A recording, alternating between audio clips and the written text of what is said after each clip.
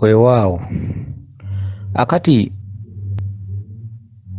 ono omukyala agambye nti yaloose ng'agenda kusaba omulimu gwa security. Okuloota ng'ogenda okusaba omulimu gwa security ogw'okukuuma kituntundu kya mayembe ge gatambuliramu ekituntundu kya security eky'obukuumi ne jjajjaffe Kiwanuka. Era omwami gwe wasanze nga wa Kiwago n'omukyala gwe walabye mu bubaka bwo, omukyala Mwama Naalo ng'akubanja. Omwami kituntundu ekitudde mu basaalo nga bakubanja oyo Kabaka Ndawula. Lwaki Kabaka Ndawula? Nti kisinzira ku birooto n'engeri gy'obeera okireeseemu osobola okwawulira omwami nti ono Kiwanuka, ono Bamweyana, ono Kabaka oba lino Jjembe. Akati ono mwami gw'olabyemu ow'Ekiwago oyo Kabaka Ndawula. Lwaki?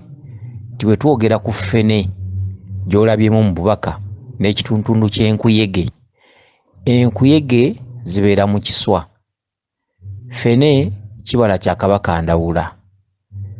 Ekituntundu ky'enkuyege mu kiswa kye kituddemu nga ekituntundu ekikuumi oba ekituntundu ekisirikale. Kyokka enkuyege agambye nti tolaba nga zikoze bimyufu emabega.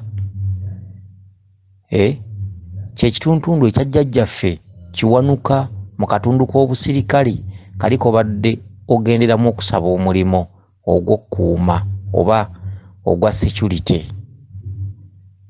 Ekituntundu oli wakugambidde nti oyambadde empale enjeru ate ng'oliko akalimiro. Akalimiro kitegeeza kuddugala, omuntu wava mu nnimiro anaaba. Ekyo bakugamba kyogo. Era ng'olubiri lwonna lw'oliba ogenzemu oba embuga yonna oba olusozi, okukolako obulungi n'okulaba gy'olaga bandibadde bakusoosa kyogo. Ekyogo ekyo nga kyakwambululwa era nga wandibadde okinaabira ennaku ennungi nga 9, oluusi ng'okinaaba ku makya ekawungeezi, oluusi n'ekiro ng'ogenda okwebaka. Ekyogo ekyo era ekyogo ekyo kyandibaddemu eddagala eriyitibwa akafugankande, mwandibaddemu olukandwa, mwandibaddemu akavawala, mwandibaddemu eddagala eriyitibwa lubowa, mwandibaddemu eddagala eriyitibwa bawolola, mwandibaddemu ekifumufumu, mwandibaddemu kafumbe. Ekyogo ekyo okitegedde? Ekyogo ekyo ne bakikuwa nga kiri mu mwenge, kubanga okulembeza akatuntundu ka kisirikale kyandibadde kitabuddwamu omwenge nga kirimu n'ettaka ly'ekiswa. Ekituntundu mubadde olabira nga mugenzi okugula amasimu naye nga ga bbulaaka, kitundutundu ekikulaga nti olina okuteekawo empuliziganya wakati wo ne Kabaka, ze simu za bbulaaka. Kiringa bw'onooloota nga olaba ebintu nga biri mu kaveera kaddugavu oba engatto nzirugavu, oba bw'onoolaba omwami ng'ayambadde biddugavu, oyo aba Kabaka bulamu. Era amasimu ago okuzzaawo omutimbagano wakati wo ne bajjajjaabo kuba nti muwuliziganya, mwogera olulimi Oluganda wakati wo nabo, ze simu ezo ze bakulaga. Naye olugendo lwonna mubadde mutambula muyita mu nnimiro, waliwo woyitidde mu nnimiro naye mu katuntundu ak'akasiko, okwo kwonna kulima. Ennimiro gye bakuyisaamu engeri gy'oba ogyatudde nti nga tuyita mu nnimiro, bakugamba kulima. Okulima kwe kutuukiriza ensonga z'abajjajjaabo kye tubeera tutegeeza. N'olwekyo obubaka buno nsuubira okuba nti obutegedde bulungi, weewaawo tubuyiseemu lukwakwayo, naye ansa tuba tukikuwadde. Akuwadde obubaka obwo Kabaka Ndawula.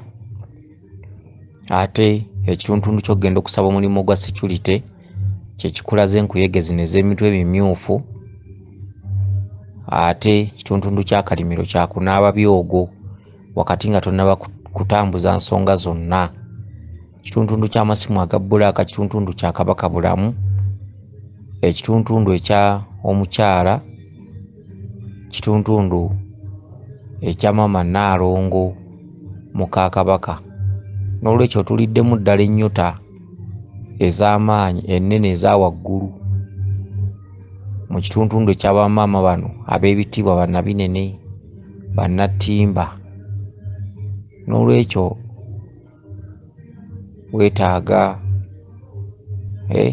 weetaaga otambuleko weezuule weenoonye mu kifo kyonna ky'obanga ozudde kasa kiba nga kisobola okukwatirako, naye nga bakusoosanga byogo wakati w'ennaku 9 oba 18. Kansubire nti otegedde bulungi obubaka bwo buno. Weewaawo yenze Omulangira Jjuuko Munabuddu.